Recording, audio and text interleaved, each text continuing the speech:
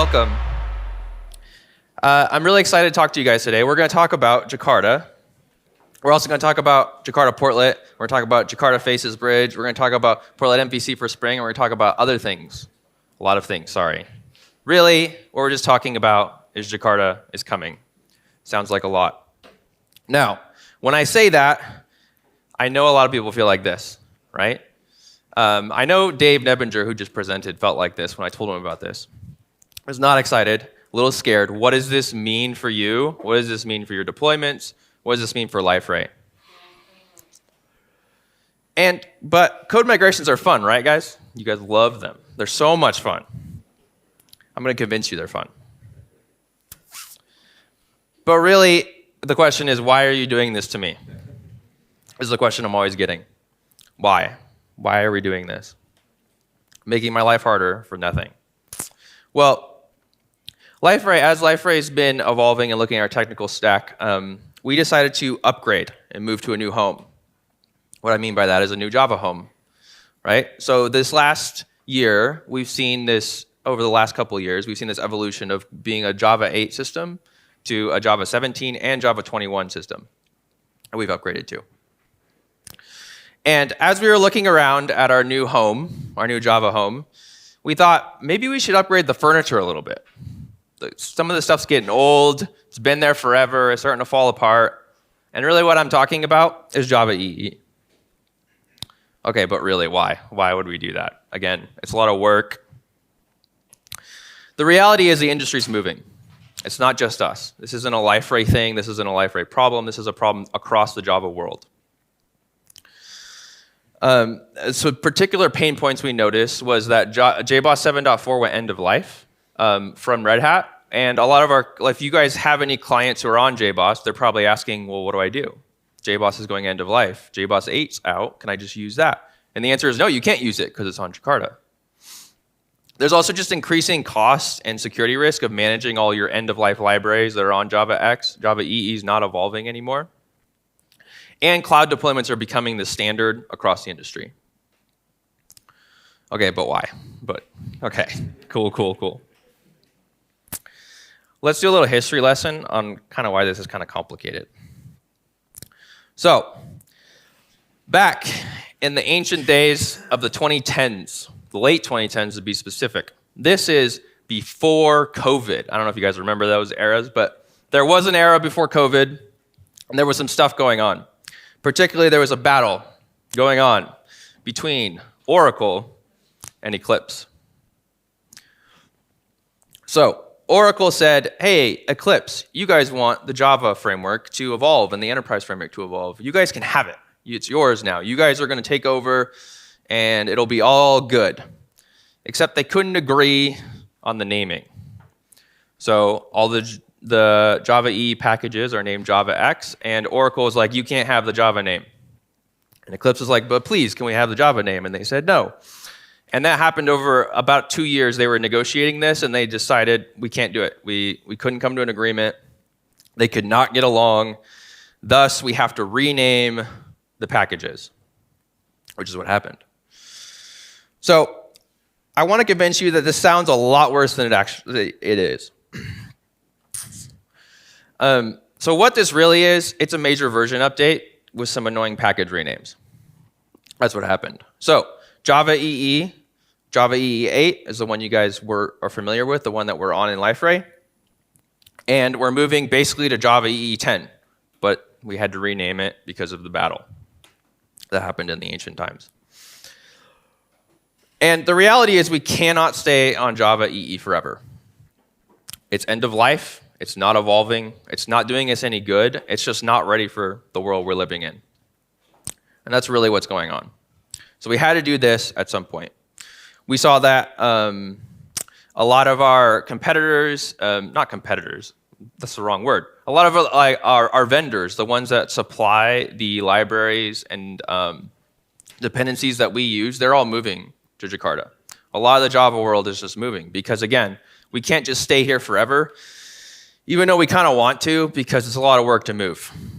So we want to stay here, but we can't. The reality is 2025 Q3 or later does require Jakarta. we have fully migrated DXP to Jakarta. There isn't really a possibility of doing both. They're just not compatible. We can't realistically give you the option to do both. So we moved. So let's talk about how much has changed, just so you guys know what this change entails and what it means, so that you can be prepared.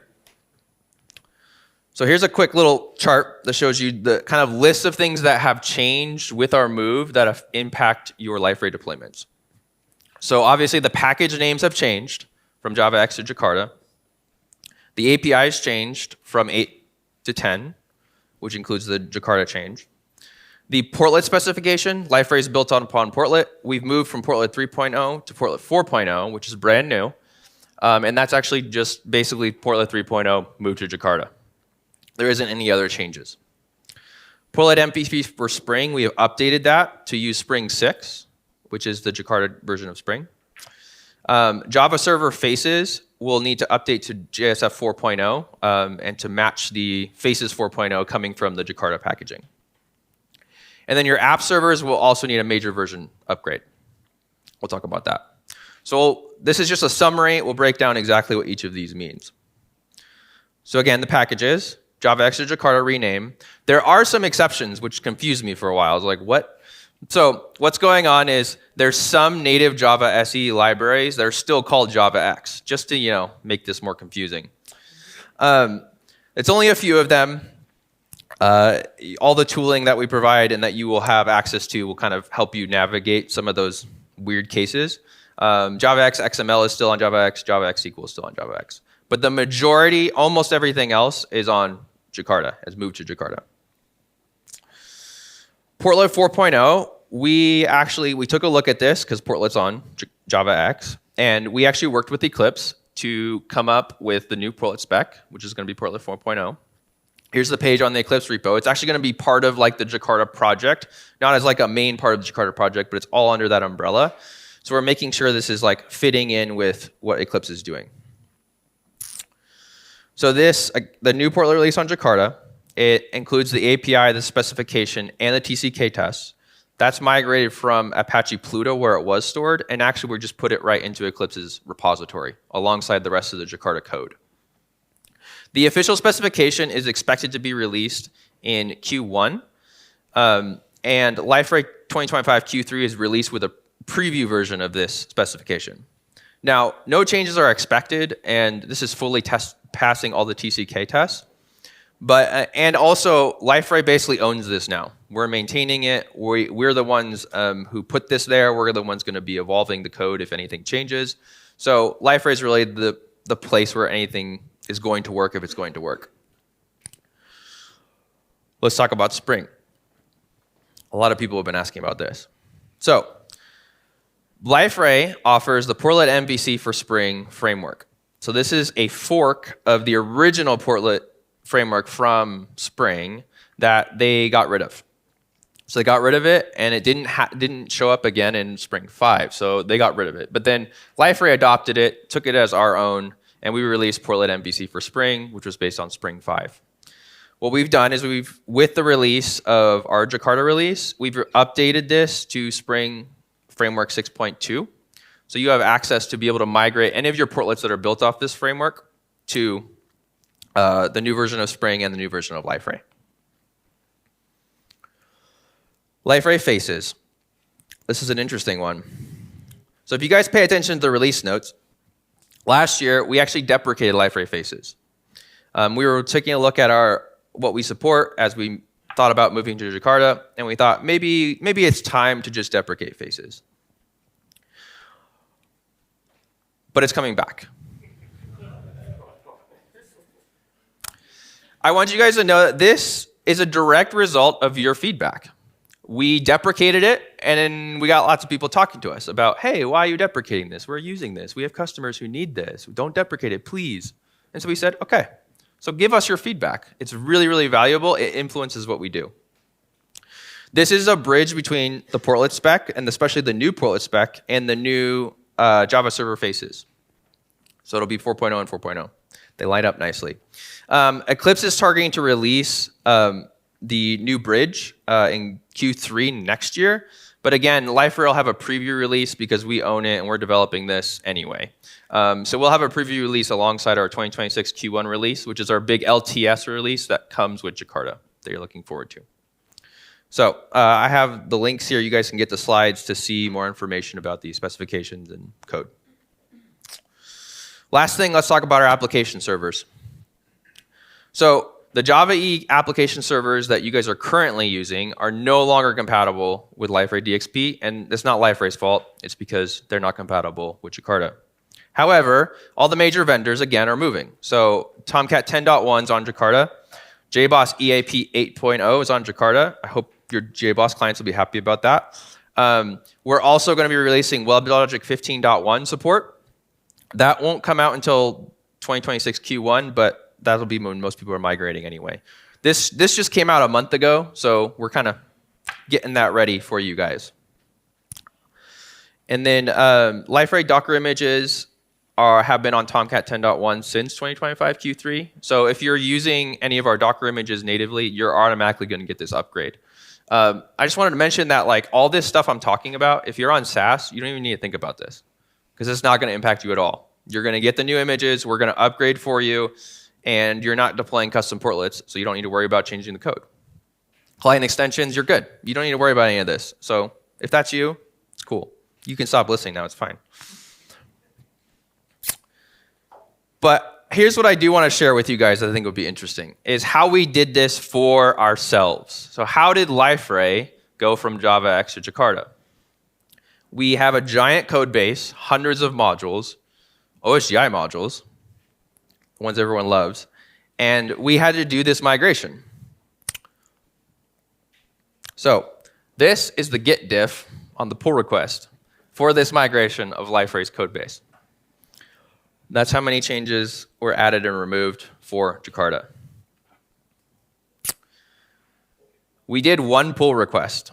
This is a breaking change. You can't really be in between Jakarta and JavaX. It was 103 commits, which I think is pretty good. It's not that many. 17,000 files changed, 237,000 lines of code changed. But here's the real thing that you guys need to know. About 98% of that, automated search or replace. This is, hey, so you see JavaX, now it's Jakarta. And we are giving you our automation.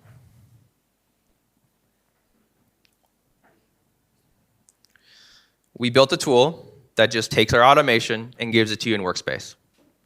So you can run Blade, Gradle W, upgrade Jakarta. And it's going to change everything for you. Easy.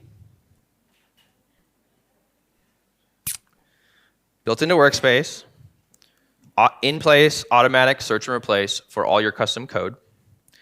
This includes Liferay-specific version mapping. You see, like, there are plenty of tools on the market because everyone's doing this. There's lots of tools to do this kind of migration. What's cool about our tool is it's aware of some of the things that Liferay does that other Java vendors might not be doing, like using Portlet, for example. Note that this is not really a blind search and replace. Like, we're not just searching for everything that says JavaX and changing it. That's not what we're doing because we know there are some weird cases, like the ones I told you about with Java SE. So this is going to cover most of the cases that we're aware of. We're going to do this intelligently. And we kind of have a list of all the different packages and what they should be and the versions they even should be. So we do that for you, and you might still have some leftover JavaX references when you're done. So you might need to manually review those and update them, but we're going to do a bulk of the work for you. But wait, there's more. Database references. So Jakarta is more than just your code base. We have added upgrade processes for our Liferay tables that can allow system and user-generated JavaX references to be updated as well. So if any of your customers are using FreeMarker templates, wrote their own, referencing different Java classes, we have you covered. We're just going to upgrade those for you. The Groovy scripts you might use in something like object actions, workflow actions, we got those covered. We did an audit of our whole database to basically say, where can anyone put JavaX? And we're going to deal with it. This uses the standard upgrade process. So all you do, run your upgrade. It's going to magically fix all your JavaX references in your database. And we made this easily extendable for custom modules. So if you're interested, please let us know, and we can make sure that documentation becomes available to allow you to write your own custom upgrade processes specifically for the Jakarta change. I wanted to note REST applications because we had some feedback that this was a little bit confusing. So your REST builder modules will also need to be upgraded for Jakarta. And in order to do that, you'll need to make sure you set a configuration in your REST config that will enable the Jakarta packages. REST builder needs to be backwards compatible with any of you guys who are on an older version of Liferay. So we made it backwards compatible and default to JavaX just to not confuse everyone. Because what we don't want is current users who are on, like, say, 2025 Q1 for the next few years, we don't want them to suddenly end up with Jakarta packages. That would be bad because it would not work and they'd be confused. So this is an opt-in, but once you opt in, then you can run Gradle build REST. It'll automatically update all your REST applications for Jakarta. We recommend running this before you run our upgrade tool, just because it covers all the REST builder modules first, and then the upgrade tool can fill in the gaps and cover everything else. The last thing you'll need to know about is your libraries. So if your third-party library that you're referencing in your modules is not Jakarta ready, it won't work. This is a big change, a big breaking change where you can't just do it partially. So we recommend reviewing your libraries that you're referencing and using within your modules to see if there's a Jakarta ready version already available. A majority of them there will be, because again, everyone's doing this. But if that's not possible, maybe you have some old library that's no longer maintained, but you really need it and you don't have another option. We are recommending a tool to you guys. This isn't a tool we developed, it's something Eclipse developed called the Eclipse Transformer. And this thing's magical. So all you do is you give it your library jar, and then it gives you a new library jar that's on Jakarta. Magic. Now, I know that sounds too good to be true, but we tested this on 80 or more of our DXP dependencies, and it works great. There are some kind of gotchas, right? Of course. But a lot of those gotchas we figured out, and we created some mapping in our repo that you guys can reference and even import straight into the Eclipse Transformer that will allow you to upgrade your libraries properly for Liferay. I put a link in here that you guys can see later. Go on Learn, look up our Jakarta documentation, you'll be able to find it. So, summary, here's your checklist. You want to use version control because this is going to change a lot of things. Probably not 100,000 lines of code like us. I hope you don't have as much code as Liferay. But make sure you're using version control to see what's going on and keep track of this. For REST Builder apps, you want to run build REST first. And then once you're all good, you've done your build REST, everything's in version control, run your upgrade Jakarta. It's just going to fix everything for you. It's going to be beautiful. You want to review the results of that, check for any remaining references that maybe are some older library or something and fix it. You want to update your third-party libraries, update your app server, and then run the database upgrade. You're on Jakarta. Sounds like a lot of information, I know. We prepared a field guide for you guys. You guys can download right now on our Learn site that kind of goes through all this checklist, reminds you of all these details, and a lot more than even I've been able to cover today. So if you haven't been listening, because this is a lot of information, here's the short version. So we applied a new Java Enterprise version to our base platform. You're going to need to search and replace, do some library upgrades, and our tooling is going to do most of the work for you. I want to give a big shout out to two guys at Liferay who could not be here today, who made this possible. Without these two guys, I don't think this would have been possible with how big our code base it is. Neil Griffin, who worked to figure out all this Portlet stuff and all this negotiation with Eclipse and who owns what and who's going to maintain what. And Neil's been super instrumental in this. Hopefully you guys all have encountered Neil. He's been with Liferay forever. He's our Portlet guy. He knows everything about the Portlet spec. No one else does, but he does. So he's been super instrumental in making this possible. He's going to be working on, he's the one who migrated the Spring MVC. He's also working on migrating Java server faces for you guys. And then Xu he's one of our engineers who spent months planning this migration, prepping this migration, being very cautious and figuring out all the ways that this could go wrong before we started, and then actually just doing it and building that giant pull request. He built it. And he built all the rules that we use to do it automatically so that we could give that to you guys, so you guys just have all that automation, and it's not a big manual process. And it's not even just a blind search and replace. This is a really smart process. So go back to this idea of we're upgrading our furniture, we're getting the new stuff, it's going to be great, and Liferay is going to help you do the moving, because no one likes moving furniture. I always hire someone to move the furniture. I don't know, or I find a friend who wants to move the furniture. I don't want to move the furniture. So we're going to help you with that. We're going to do most of the heavy lifting. There might be some things you need to tweak and mess around with, but really this isn't going to be that bad. So here's what I'm hoping. I'm hoping the next year when you come to DevCon, you're going to be all talking about how great it is and how easy it is that we've made it to do a Jakarta migration. We're making Jakarta migrations easy since 2025. Thanks, guys.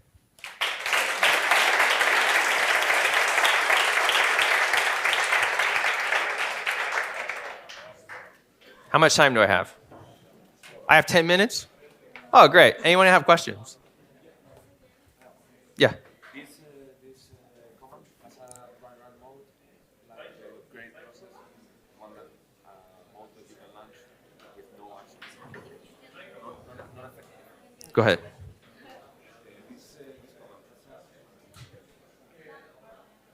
This command has a dry run mode that makes no modification, just some kind of report mode. Yeah. What? Am I good? Yeah, I'm going to repeat the question. So the question was, does the command have like a dry run mode where we can, you can see it without making the modifications? It's something we're considering adding. Right now it does not. The current release of it does not have that. That is one of the features we've been considering adding to it. That's good feedback that you have that. My thought is that you're also hopefully using version control, so that when you use version control, you'll be able to see all the changes and then revert them if they're a problem. So that was kind of the idea. Someone else?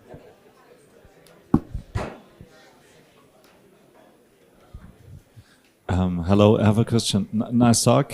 Thank you for that. JSF, you said working on putting it all together. What is the current state, and what are you working on? Is it finished by Q1 or? Yeah, the question was, I guess you guys can sort of hear it now, but just what's the status of JSF migration? So the JSF migration, we've started it, and we're hoping to finish it by the end of the year so that it's ready for you guys once Q1 comes out.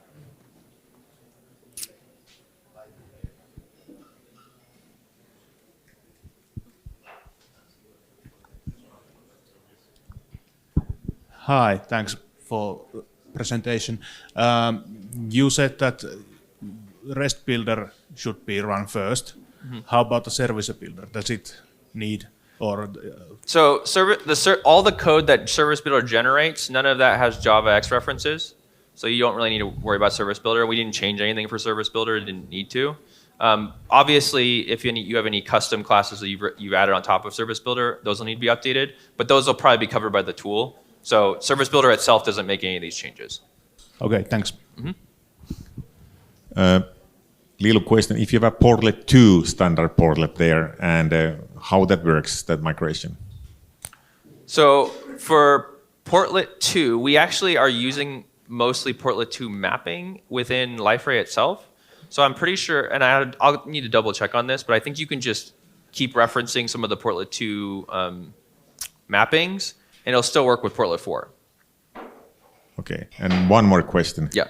Could this be done with just some class loading magic that automatically when it loads the classes, it will, okay, I want to have a Java X class and Portlet, and then class or give you Jakarta?